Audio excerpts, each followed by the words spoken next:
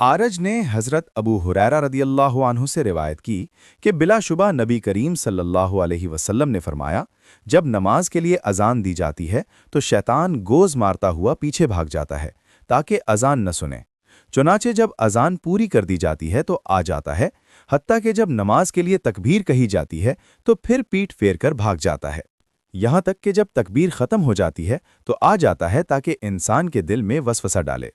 उसे कहता है फलां चीज़ को याद करो, फलां चीज़ को याद करो, वो चीज़ें जो उसे पहले याद नहीं होती।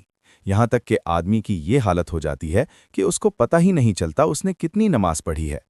तो दोस्तों, अब आप समझ गए होंगे कि नमाज में वसवसे क्यों आते हैं और ये शैतान की कितनी बड़ी चाल है।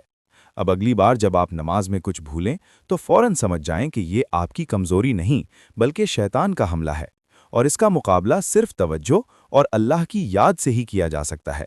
अगर आप चाहते हैं कि ये अहम पैगाम हर मुसलमान तक पहुंचे तो अभी इस वीडियो को शेयर करें और हमारे चैनल को सब्सक्राइब करें और बेल आइकन ज़रूर दबाएं ताकि आपको रोज़ाना ऐसी ईमान अफरोज़ और इल्म वाली वीडियोज़ मिलती रहें। अल्लाह हमें खुशू व खुजू के साथ नमाज पढ़ने की तौफीक अता फरमाए। आमीन। मिलते हैं अगली वीडियो में। अस्सलामु अलैकुम वरहमतुल्लाहि वबरकातुहू।